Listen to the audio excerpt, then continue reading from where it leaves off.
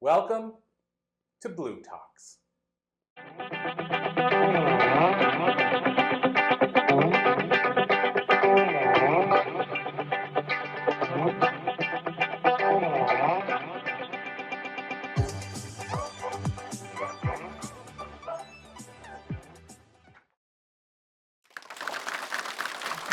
It's great to be at Columbia University, and I'm fortunate to be able to interview Victoria Huff, who is a fractional revenue and happiness coach. Can you tell us about that? Sure. Well, we help CEOs and founders to monetize their intellectual property. And the way that we do that is through implementing strategies for revenue and also implementing and installing a lean tech stack so that they can continue to build their email list and keep in touch with their people while they are nurturing new business. We want to focus on keeping a pipeline full so that their business is truly thriving instead of just surviving. And the happiness part is, of course, we like to do all of this in a happy way instead of dreading the sales and marketing, which is one area that we find our clients struggle with. Mm-hmm.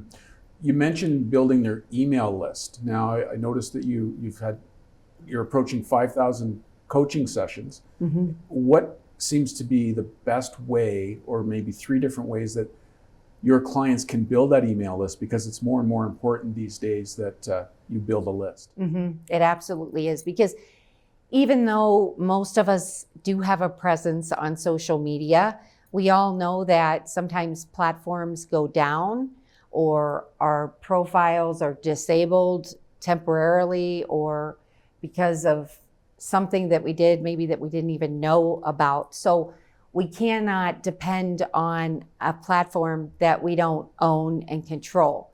So with the email list, one of the easiest ways to build that, of course, is by giving something of value that you can actually put a monetary value on.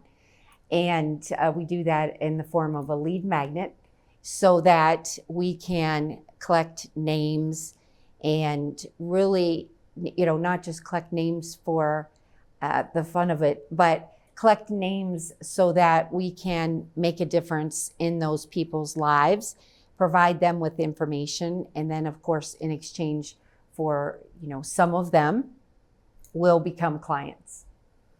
It's interesting you said something of value. So I'm sure there are some of your clients that have something that they're giving away as a small value and then something possibly as a larger value. So talk about the range and talk about the ideas behind the giveaway that would attract, the ability Mm-hmm. the clients in building the email list. That's a great question, Tom. And what we found is, of course, it differs from CEOs and founders and the audience, right? And as things are always changing and evolving, we find that people's audiences love lists. They love 3 ways to monetize their intellectual property. 5 ways to break into a new market niche.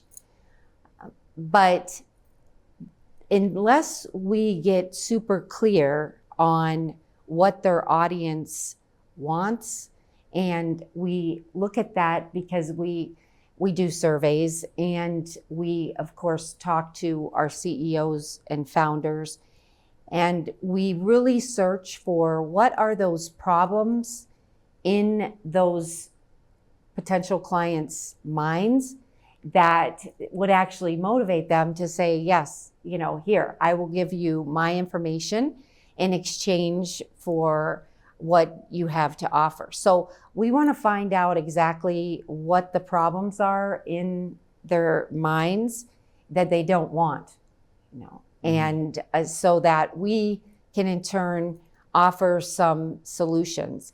And I know that there are different approaches to this out in the marketplace.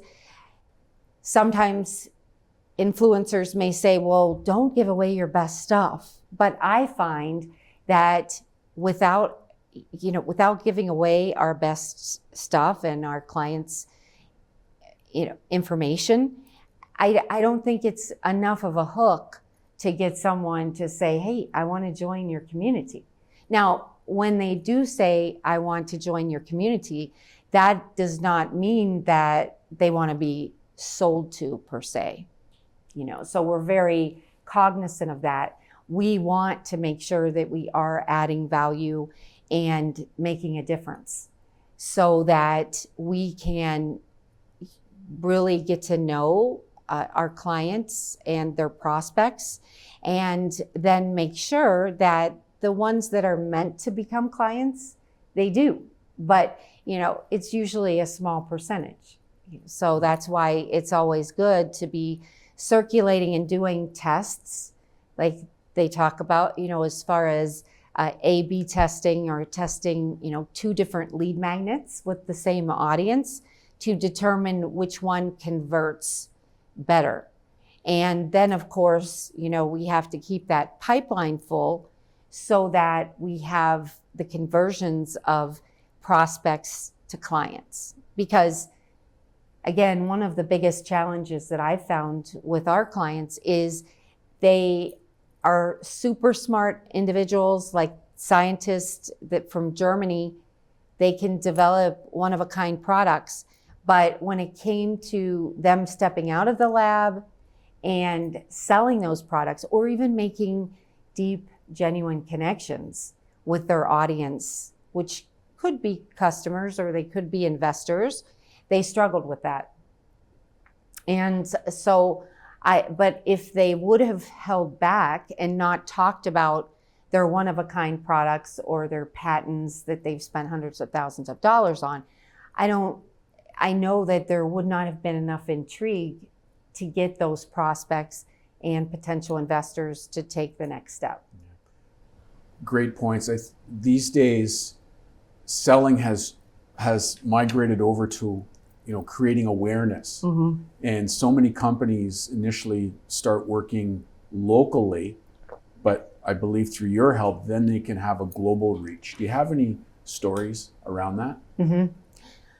Well, my company is one of those stories with the global reach, but with a lot of our clients, we do really focus on helping them broaden their reach globally, just like you were saying, Tom.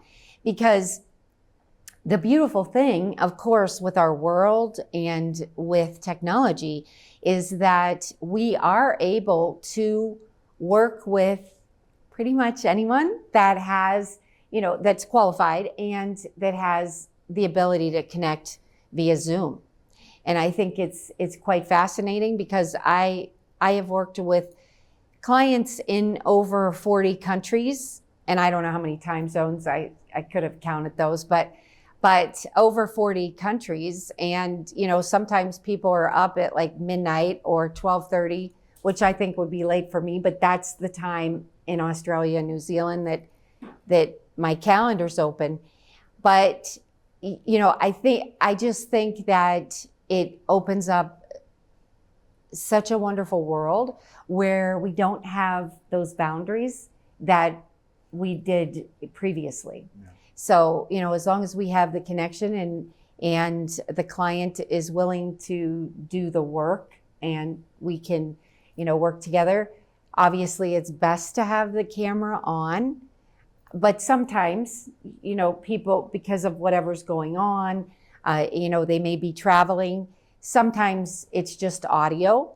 I have a client, sometimes we connect. If he cannot get a Zoom connection, we connect over WhatsApp. But again, we have so many possibilities. Mm-hmm. And one of the most successful stories was a physician that's based in the UK. And she was one of the ones that I've spoken about previously, that her shoulders would go up just at the mere mention of sales. And she was looking to broaden her reach globally because she wanted to be able to transition her income from her local private practice to an online business so she could be more present for her family, because COVID is really what brought to light that she wasn't as present as she wanted to be. So during our 90 days together, she had already enrolled 10 clients. They were all over the world.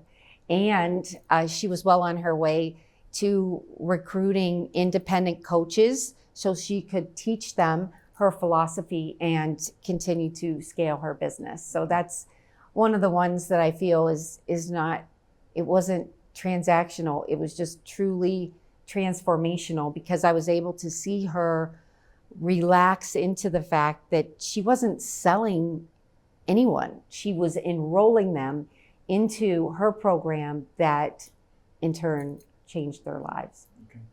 In a few moments, let's say for a brand new client, they've come to see you, and you can let us know how we can find you. But what are you giving, or what message do you want to send to new clients to let them know how you can impact what they're doing? And then of course, let us know where we can find you. Mm-hmm. Okay. Well, for new clients, I just really want people to know that you have something inside of you that is yours and your intellectual property, and no one else can deliver it and impact individuals like you can. So regardless if you feel that you are more introverted like me, I've just learned to be extroverted, or whatever your personality type is, you are able and perfectly capable of monetizing your intellectual property. And I feel that for people to hold back and take the approach that, well, if I build it, they will come. I talk about this quite often, but we're not living in the movie set of the Field of Dreams. And so it's really up to each one of us to take responsibility and to make it work and get the support that you need for sales, for structure and strategy.